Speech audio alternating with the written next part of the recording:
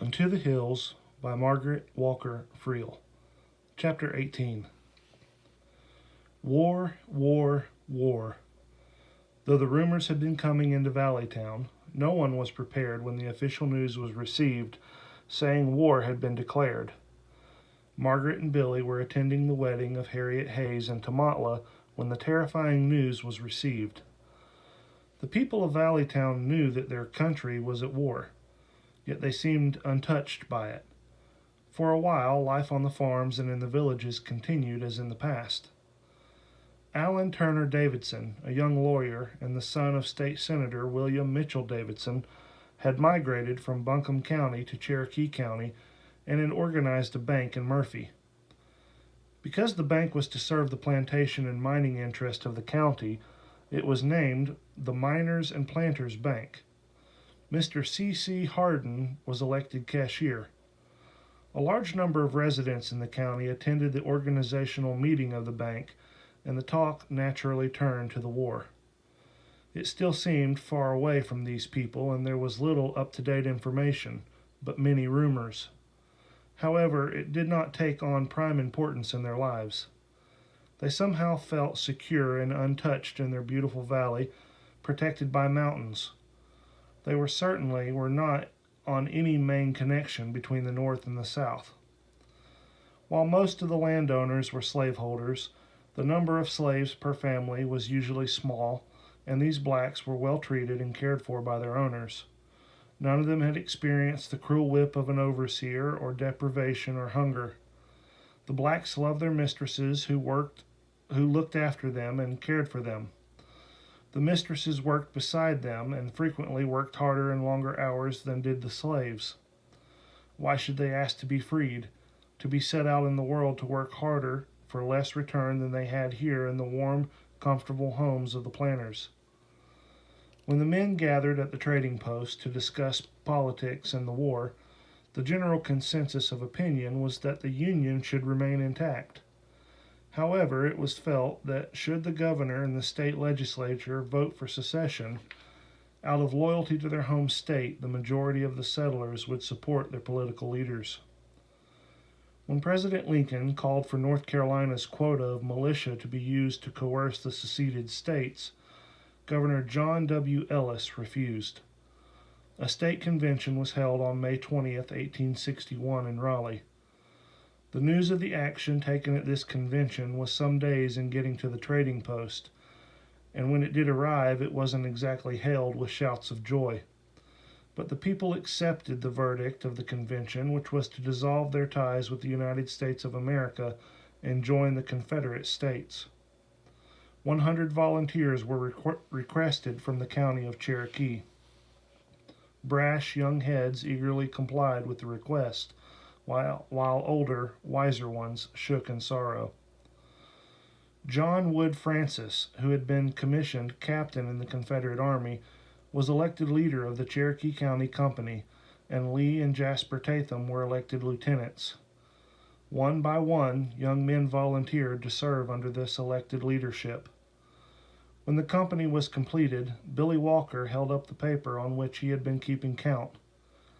Captain Francis, here is the record of the first company to organize in Cherokee County. I have placed cross marks after the names of all the married men. This is a sacred and immortal piece of paper. I shall place it in my strong box of valuables. He placed the paper on the table in front of him, then he added, "There is something else I wish to bring to the attention of this group. You will note that my name does not appear on this list. I have a decision to make, and I ask your assistance in making it. I have been requested to accept the position of Postmaster of Valleytown by the Postmaster General of the Confederate States of America. I have been urged by the government in Raleigh to accept that commission and to become a member of the Commissary Department and allow my trading post to be used as a storage place for supplies for the families of this district. What shall I do?" This simple question, directed to his friends and neighbors, brought forth the unanimous decision that he should remain at his trading post. His services were needed more at home than on the battlefield. At this time, the battlefield was situated at some far, far distant place. Surely this war would be over before it found its way to this tiny settlement in the mountains of western North Carolina. Sending young sons off to war is never easy. Despite their comparative isolation from the scene of gunfire, the valley people were far from untouched.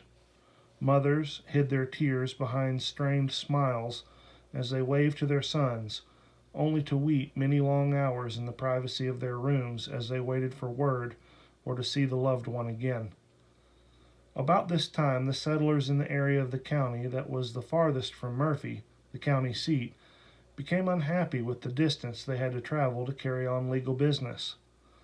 They appealed to the State House of Commons to make them a separate county. George W. Hayes, who was serving his third term in the House of Commons, felt that their grievance was legitimate, so he voted in favor of the separation, thus creating a new county. This new county was named Clay County, in honoring the statesman Henry Clay, and the county seat was named Hayesville, honoring George Hayes. If the white settlers had been amused at some of the Indian names they had encountered when they came to Cherokee County, had the situation been reversed, the Indians might have reacted similarly when they visited Chicken Sop School. This name came about as a result of some men trying to bring a little humor into an otherwise humorless time in their lives. In an effort to differentiate between the confusion of Valleytown Baptist Church and Valley River Baptist Church, one local wag suggested that one be called Ham Gravy and the other Chicken Sop. Laughter followed the ridiculous suggestion, and the Ham Gravy designation was soon forgotten. But for some unexplained reason, the Chicken Sop title remained, with the little log cabin that was used for a school on weekdays and church services on Sunday mornings. As if man-made war were not calamity enough, nature decided to show her power. One night, when the valley was asleep, there was a rumbling sound as of distant thunder. The sound grew as the earth seemed to rock. Margaret and Billy, startled from deep sleep, hastened to their children, and they all ran out of doors, where they encountered the terrified blacks. Everyone was questioning what was happening, with old Uncle Bob declaring there was no mistaking the signs. It was Judgment Day, and no question about it. At this point, the rumbling again drowned out all human sounds. The entire group stood huddled together as the very earth shook under their feet. They could hear the crashing of dishes and pans from inside the house, and the falling of rock and stone as part of the chimney landed almost at their feet. Then, as suddenly as it had begun, it ceased. There was a silence almost as frightening as the thunderous noise. "Great Jesus and God Almighty, Marsa, what happened?" quivered Black Bob. "I've never been in one before," responded Billy, "but I believe it was an earthquake." As the day wore on, discussions of the distant war took a back seat, as everyone took advantage of any listening ear to tell of the earthquake, some far exceeding the limits of truth. More than one was genuinely surprised that the earthquake had not been immediately followed by the end of the world, and some still expected it momentarily. As the days passed and the reality of war came closer to home, many bereaved families came to the conclusion that the end of the world might have been preferable to the hell of war. The size of the family increased, as did the size of the plantation, and it naturally followed that the running of the plantation and caring for its inhabitants required more and more working hands. Margaret and Billy felt the need of more male blacks on the farm.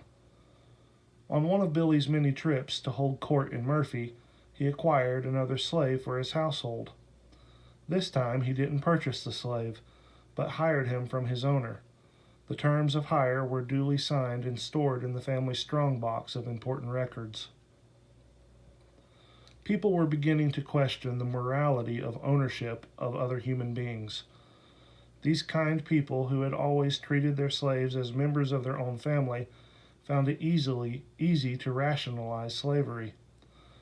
Their way of life required the labor of these blacks, and in the opinion of the owners, the blacks needed their white owners as well. Each day, groups of men in the trading post discussed bits of news that had filtered in from the new seat of government at Richmond or from the state capital. Some days, there was nothing to do but rehash old items that had come in earlier. One day, George Hayes dropped by as he was returning from Raleigh. "Did you fellows hear that I introduced the first bill in the legislature for Cherokee County roads?" he proudly announced. Here was a good topic for discussion, one which affected them all, and a happy relief from the constant war talk. Each time Billy traveled to Murphy in his capacity as judge of the Court of Common Pleas and Quarter Sessions, he made the rounds of all the leaders of the community, gleaning every grain of information available concerning the progress of the war and the fortunes of the young men who had gone from his county to serve. When he ran into Allen Turner Davidson, who was leaving soon to attend the Confederate Congress in Richmond, he took advantage of this opportunity to ask, "What do you think of the chances of the Confederate Army?" Even though his loyalties were with the Confederate States, since this had been the decision of the state's leaders, in principle he was against war. Squire Walker was not alone in the feeling that it had been wrong for North Carolina to secede, and that war, bloodshed, and brother fighting against brother could never be justified.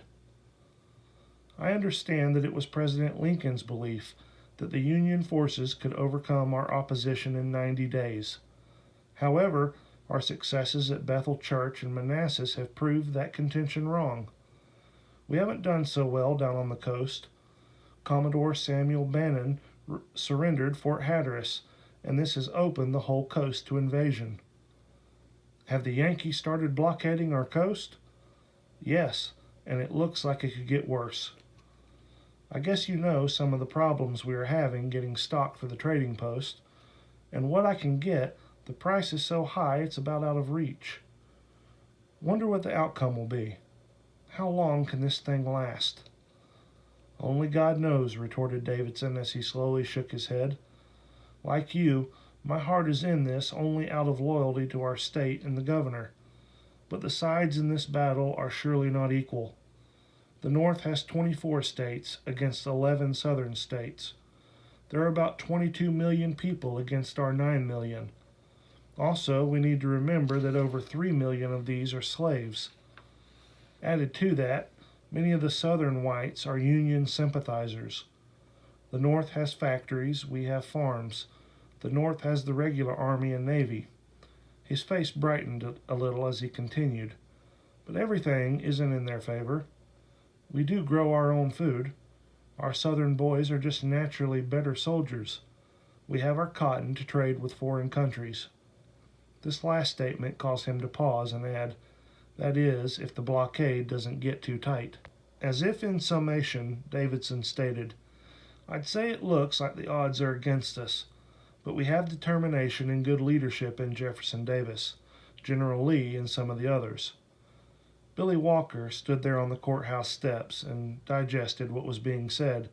Finally, he added, I just hope it doesn't go on much longer and that the killing will soon stop. The call for more volunteers was sounded. George W. Hayes of Tamatla had received a commission and was organizing another company. When Margaret watched Billy preparing to go that morning, she fearfully asked, Are you going down to George Hayes's today? I think I will, he responded. My heart tells me that this war is wrong, but it's here, and I am needed to do all I can. Almost in desperation, he continued, Why can't men act civilized? After all, it was the Yankee traders that brought the slaves over here in the first place. In fact, England was more involved in slave trading than any other country. I'll admit one man shouldn't own another. But if they are to turn loose now, what will happen? The South will go bankrupt. And what will happen to the blacks? Where will they go? The people in the North don't want them. They can't be sent back to Africa. What's the solution? You're right. Just look at your father's blacks. They didn't want to leave the family. Of course, it's wrong, but war and killing can't make it right. On this hopeless note, Margaret returned to her household duties while Billy went to the Hayes' home to continue his activities in the man's world of war. The crowd in front of the Hayes' home had come from all over the county, and also from the new county of Clay. Mr. Hayes greeted them and suggested that since the number was so large that they sit on the grass in front of the house. Squire Walker was called upon for a few remarks. Billy made them brief and ended with the promise to continue his service as a member of the commissary department. "Thank you," said Hayes as he resumed his position in front of the group. "As you know, I have only lately returned from Raleigh, where I have served our county for 14 years. I feel I have done some good, but I think that part of my service is completed and that I can now serve in another capacity. I've been given a captain's commission and request to organize a cavalry troop. We have been given the quota of 1,000 men. Our population is over 9,000. We must meet that goal. Are there any questions?" "Where do we train?" "I've been told we will train in East Tennessee." "What's the name of the company?" "Will be known as the 19th Regiment of Cavalry, Company A." There was a pause in the questioning, so Captain Hayes said, "I have pen and paper. I am ready to take the names of those who wish to join today." Quietly and somberly the men came forward. When the list was completed, Captain Hayes announced, "You have 2 weeks to get your affairs in order. 2 weeks from today, report to me in Murphy, and we will start our journey." The seriousness of his action was weighing on each young man's heart as he turned from the table where he had signed his name. He was going to war. Walker lingered long enough to talk a while with Elizabeth Hayes, then mounted his horse for the homeward journey. His thoughts were sad. They are so young. What a pity. Some will never come back. This thought caused a constriction in his chest that almost stopped his breathing. He thought of his sons. There was Agnew, 16, too young to go to war, but would the war go on until he was old enough to go? As he neared his front door, he tried to dismiss these things from his mind. Margaret was brave and strong, but would she be able to watch one of her sons ride off to war? Margaret looked up as he entered the room. Then the tears came. She went to his arms. "Oh, I feel so sorry for Elizabeth with George leading a troop of men into war. Not just Elizabeth, all the wives whose husbands are leaving. All the mothers. Oh, Billy, how long before our sons are called? Billy, I love you so. I just couldn't live if they were to take you." In spite of the fact that Billy had been commissioned to remain at home and serve his country by serving the people at home, Margaret could not feel that this would ever be so. She knew she would not be untouched by this war forever. Billy held her close as he silently gave his thanks for the blessings of each day they were allowed to be together. Chapter 19. Rehashing the events of the war was in progress as usual at the trading post. Mark Bridian and David Hennessy had come from over the foot of the Snowbird Mountains. "Well, we whipped 'em at Bull Run in Manassas," said Bridian. "The news looks fine from Tennessee. Things are going to suit us. We knew we would lick 'em." "Slow down, Mark. It's not over by a long shot. Things don't look so promising down on the coast. Just like it was in the Revolution and in the War of 1812s, our troops are sent to fight everywhere but in our own state. We've got 40,000 men under arms, but where are they? Up in Virginia, over in Tennessee, down in South Carolina. General Burnside, with his fleet and 15,000 men, just wiped us out at Roanoke Island. Colonel Shaw couldn't do anything but take his pitiful number of men and withdraw, and finally lay down his arms. Squire, we'll soon back 'em down, you'll see. Mark my words, us rebels got the guts to fight. Damn them Yankees, we'll kill 'em by the thousands." "I don't know, Mark. War is more than fighting. It's food, clothes, guns, horses, wagons, railroads, ships, factories. But most of all, it's gold. And gold is one thing we ain't got and no way to get it. Even if we could win, the South will be bankrupt. It's useless and hopeless." "Oh, Walker, you worry too much. Wait till we get more troops. We'll whip 'em, you'll see." Such enthusiasm was hard to ignore, but facts were hard and cold. We don't need any more troops. We can't supply the ones we've got. "Oh, it takes a little time, but we'll get there." "That's just it, Mark. We got in this war before we were ready. It does take time, time we haven't got, and it takes more than time. We don't even have a sound currency. Where's the money coming from? They made that Constitution down in Montgomery which limits taxation. I'll bet there isn't 20 million in the whole Confederacy. How long are we going to get away with borrowing and printing money? What are we going to back it up with? They're tightening the blockade almost daily. Cotton's doubled in price along with everything else." Billy paused. "Sorry, fellows. Maybe we are better off than we were at first. I just can't be too optimistic." Billy turned to Hennessy. "Mr. Hennessy, what about your son John? Is he about to enlist?" Hennessy's face dropped. "Guess so. Johnny plans to sign up right soon. His ma is all broke up. How about your boy?" "Agnew just passed his 17th birthday. I think that's mighty young, but I can tell it's on his mind. He'll be signing up pretty soon, and will have to face it like all the other folks." That very evening, after supper, Agnew said, "Father, I'd like to talk with you if you have time." Billy tried not to show his emotion as he responded, "Of course. I've never been too busy to talk to one of my boys. Let's go outside where we can be alone." When they were settled, he asked, "What's bothering you, son?" "It's this war," began Agnew. "I'm not sure what it's all about." "You're not alone in that. I'd be willing to bet there's not many people, either on the northern side or on the southern side, who really know what it's all about," replied Billy. "What are we fighting over? Why are some people, even our neighbors, not on our side?" Billy sighed. "Agnew, that's a tough question. I don't know that I can answer it. I can give you my opinion, but whether that will satisfy you as an answer, I'm not sure." Margaret joined them at that point, and Billy said, "Here's your mother. Let's get her opinion. Agnew wants to know why we're fighting and why everybody in the South isn't on the side of the South." "The first question, what are we fighting for?" responded Margaret. "Nobody knows the answer to that, son. War is never holy or honorable or glorious, even if people pretend that it is. It's everything that's dishonorable. It's greed and hate, and it will never be anything else. Why can't people learn to sit down and talk instead of fight? Why can't people love and help each other instead of hate and kill?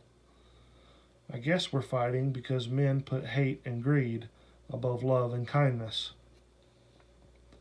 Mother's given you the real reason for all wars, but the authorities will put it in another light. They will say that it's the slavery question, or the cotton question, or states' rights, and any number of platitudes to justify the killing that is going on, none of which do. Of course, slavery is wrong, but we didn't start it, and this war won't end it, except maybe on paper. Cotton? We don't have any cotton here. It won't grow in these mountains, and why should we be fighting over cotton anyway? There will always be the question of states' rights versus federal rights. Which should be stronger? Once again, this war won't decide that question. People will always have a difference of opinion on that subject. Here, let me tell you what General Lee said to your mother's cousin, Winfield Scott, when Scott wanted Lee to command the federal troops. In fact, it's about the way I feel on this question of a strong central government. Lee said, "Secession is nothing but revolution. Still, a union that can be maintained only by sword and bayonets, and in which strife and civil war are to take the place of brotherly love and kindness, has no charm for me. I shall mourn for my country and for the welfare and progress of mankind. If the Union is dissolved and the government is disrupted, I shall return to my native state, and shall share the miseries of my people, and, save in defense, draw my sword on no one." Then Billy added his own words. "My son, if I owned 1,000 slaves, I would gladly give them up, if it were to save our nation. But to fight against my own state is something I can't do. Does that answer your question?" Agnew still questioned. "But why don't all our friends and neighbors feel this way? There are lots of people who don't." "Agnew," said Margaret, "just because people don't see things our way doesn't mean they're wrong, nor does it mean they're right. There are Whigs, Democrats, and Republicans. There are good people in all parties. Your father and I are loyal to the Confederacy, but there are loyal Unionists who are just as sincere in their beliefs, and we must respect their right to their beliefs. This is one of the basic freedoms on which our whole way of living is based." Agnew thought about the things his parents had said, and then he asked, "I'm 17 now. Isn't it time I enlisted to fight for my country?" This dreaded question was now out in the open. Could they encourage their beloved son to go to war? Could they keep him from it, even if they wanted to? "My boy, that's a question between you and your God. I cannot decide for you. Lee made his choice and stayed with his state. He is a good man and a good soldier, but he had to face that decision alone, and you have to do likewise." "I guess I'll go. John Stewart and I have been talking. We think we'll join up when the next company is organized." Margaret withheld the overwhelming urge to scream, "No, you can't go." Instead, she said, "My cousin Winfield, even though he's from Virginia, chose to fight for the Union.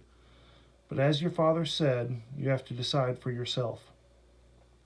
She started to add some words of advice, but instead walked towards the door and called, "George, call the rest. It's time for evening prayers."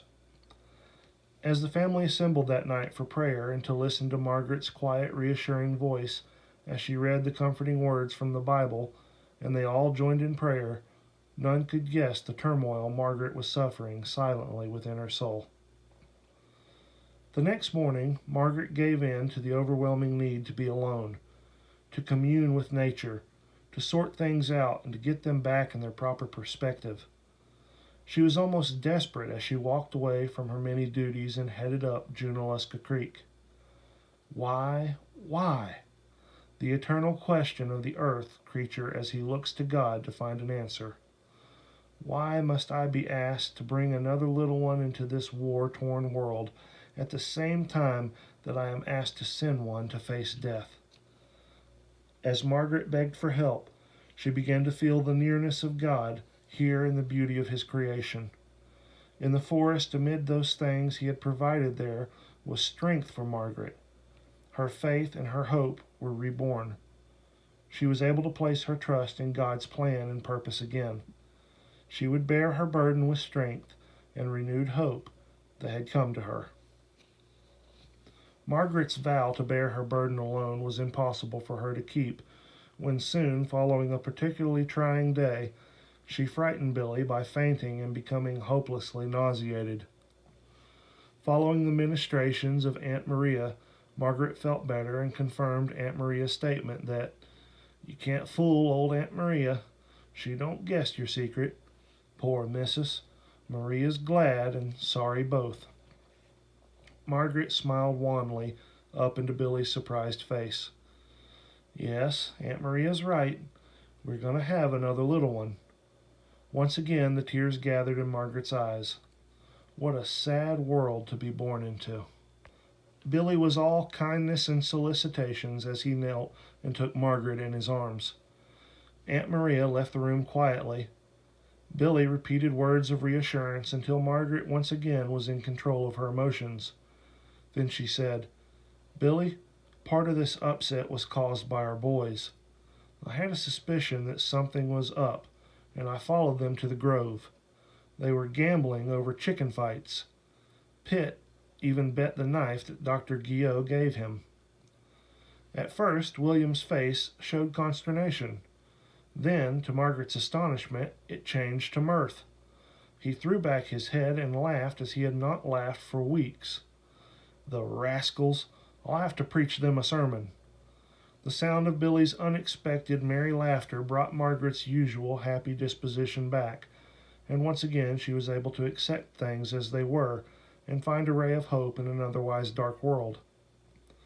The cook room door flew open, and Margaret's sister, Tirzah Scott, rushed in and threw her arms around Margaret and danced around her. "I'm married, Margaret, I'm married." Margaret was aghast. Married? Good heavens! When? Who? Still nervously giggling, Tirzah answered, "You ought to know. It's Jesse, of course. Steve Whitaker's boy. He's joining the army tomorrow, and he wanted us to be married before he left. So we did." Margaret's face blanched as she silently took her sister in her arms and kissed her. What other surprises would this war bring? Tirzah's Jesse wasn't the only one to join up the next day. Margaret watched silently from behind the curtain as Agnew and John Stewart rode off towards Murphy. They had not told her where they were going, but then they didn't have to tell her. It was late in the evening when he returned, but Agnew kept his secret until supper was over. Then he announced, "I enlisted today." Of course, she didn't scream. Mothers have faced this down through the ages. She clutched her hands until the nails cut into the flesh, but she controlled her outward appearance. Agnew continued, "John Stewart and I decided to sign up together. It helps to have someone you know with you at a time like this." How mature this son of hers sounded. Agnew was explaining why they had chosen this particular day to enlist. "We heard that Colonel William Thomas of Haywood County had sent Mr. Willis Parker a commission, and he was trying to organize a company. There was a big crowd of men there, and enough signed up to form a company." "Did you know any of the others?" asked William. "I knew some of them. Most of them were older than John and me. In fact, we were the youngest ones there." Margaret felt the knife twist in her heart. "Jesse Whitaker, who just married Aunt Tirzah, was there. We're to be Company I, Regiment 69. We'll camp at Marble for a few days, then Captain Parker says we'll go on to Chilhowie, Tennessee for more training." At last, Margaret felt she could trust her voice to speak. "Agnew, we've known this was coming. We don't rejoice for you, but we are proud of you.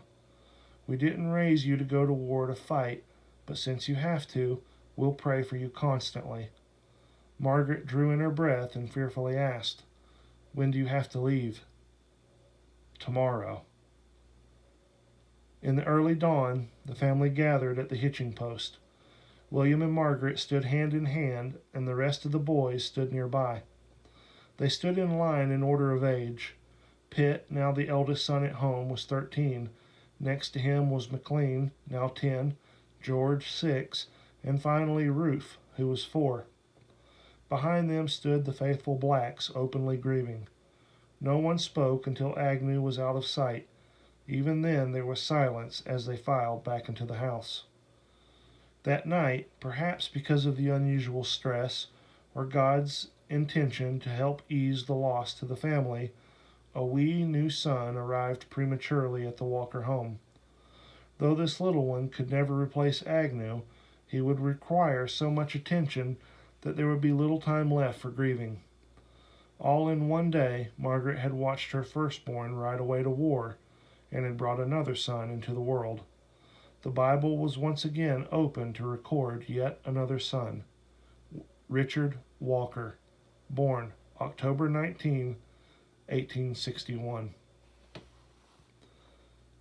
As the store had always been a gathering point for the men of the community, now women were coming in increasing numbers and staying longer, for they too were eager to hear bits of news that might come in concerning the progress of the war. So it wasn't surprising that Margaret and her friend Polly Tatham were both at the store when the news of a Yankee defeat in Virginia was announced. They were pleased, and all expressed hopes for more and more defeats of the enemy. More of the townspeople drifted in, and the talk turned to less depressing news, and Margaret felt some of her pent-up tension evaporate as she listened to some ridiculous prank one of the Stewart young'uns had played. The general spell of camaraderie was broken by the headlong dash of little Anne, one of Margaret's slaves, into the room. "Hurry, missus! Little Richard, he done took real bad." She babbled on, but Margaret didn't hear any more. She was halfway home by the time Anne finished her first sentence. Several others from the store followed close on her heels.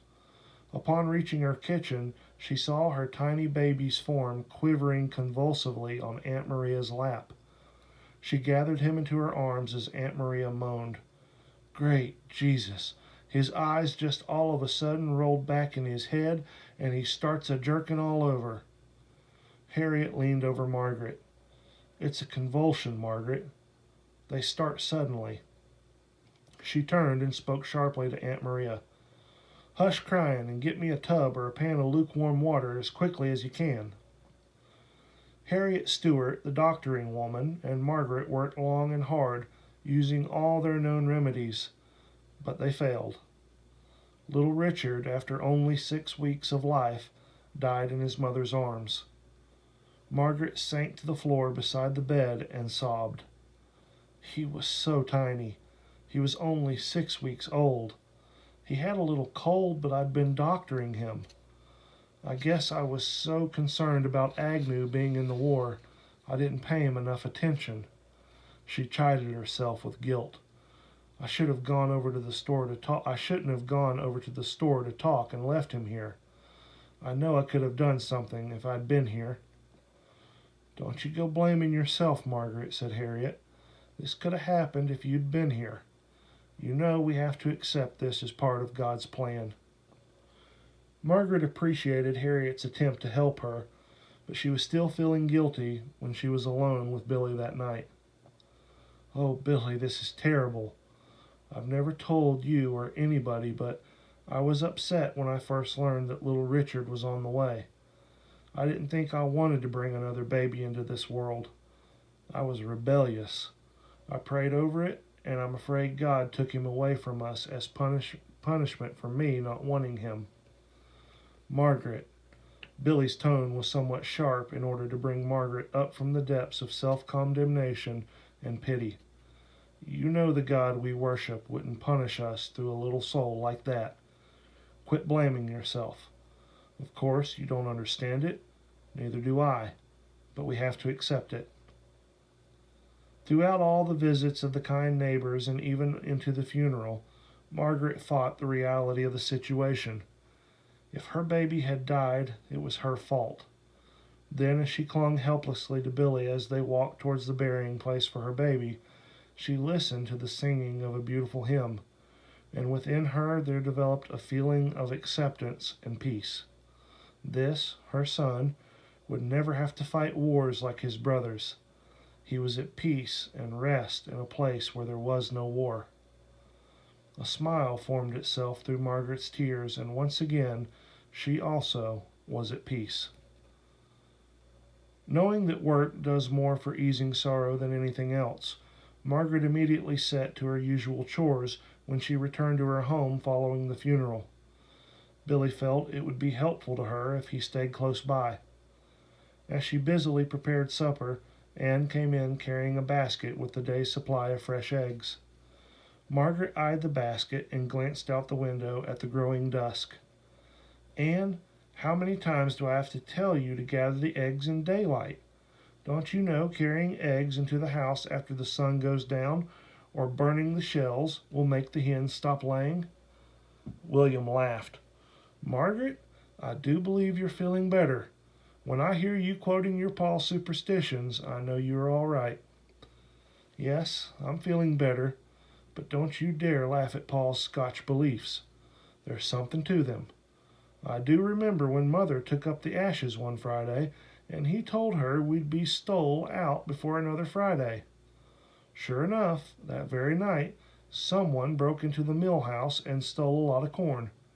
He told her good and well then, and she never did do that again." Billy laughed again, and hugged Margaret to him for a brief caress. Margaret joined in the laughter, for she was aware that she was not alone in her grief. Little Richard had belonged to Billy as well as to her. In addition to the almost impossible task of procuring goods for the trading post, Billy had become active in local politics. When Stephen Whitaker stopped in the store, Billy greeted him happily. "Steve, you're just the man I was hoping to see. We need to get behind William Beale for sheriff. Hugh Harvey Davidson isn't running again this term. He got a commission to be a captain and is gone to the Confederate Army. Also, Colonel Zeb Vance is going to retire from military service and make a race for governor against William Johnston. Vance is an able man and would make us a good governor. Besides, he's from Buncombe County, and he would be the first governor we've had from the mountains. We need to work hard for him. Let's go talk to Grandsire Whitaker and Thomas C. Tatham. They're both political war horses." "Sure, I'd be glad to go with you. Let's not forget Mark Brittian. He's a kinsman of Vance." Vance did get elected governor. He proved himself to be an aggressive leader. His military experience held him in good stead. Following his election, enlistments increased and the war news improved. Along with the improvements of the war news came calls for more volunteers.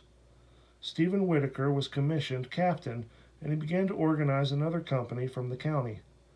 Of this group, the first volunteer was Joshua Young, husband of Maria Scott. He was followed by 2 more of the Tatham boys.